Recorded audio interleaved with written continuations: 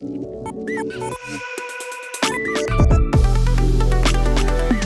good question is from one of the viewers, again from Natalia, and she's asking how to make sure that management understand why it is wrong if we don't include users in a process. Almost every manager has or knows of at least one project that really failed. Either he was responsible for himself, or has heard from it, and the question is, are you sure that your project is going to be successful? And one very good, it's like a safety belt, is having a person who can give you direct feedback.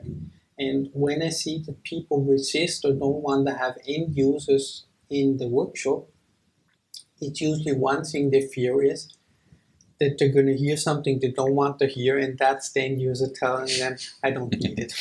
Yeah? But there's no point in avoiding that, because you can either ask the end user very early in the stage, which is cheap, or you can build your application, spend 1 or 2 or 5 or 10 million euros or pounds or whatever.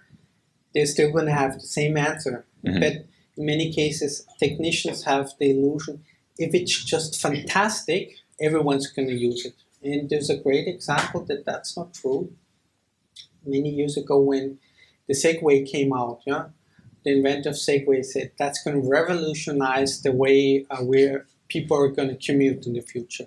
In reality, it was a spectacular technology, a piece of technology, but the only people using it today are tourists going in cities and they're paying for it. It's a joke. What actually was the real solution is like this really old scooter the children already had with an electro battery and to electric engine. Yeah.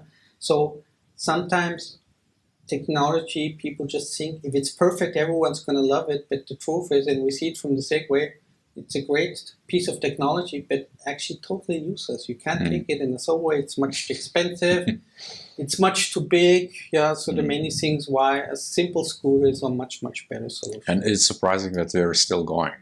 So I don't know if I've seen at least a few months back where they're making individual wheels for each leg. And it's just so there is still that hammering of, trying to make innovation happen for innovation's sake. But it doesn't seem meaningful because I haven't seen Segways in forever. Well, they're always going to have a market segment, but in reality, if I walk out in any city, I see scooters, yeah? Because they just survived, let's say, the technology evolution, that makes much more sense for many, many reasons.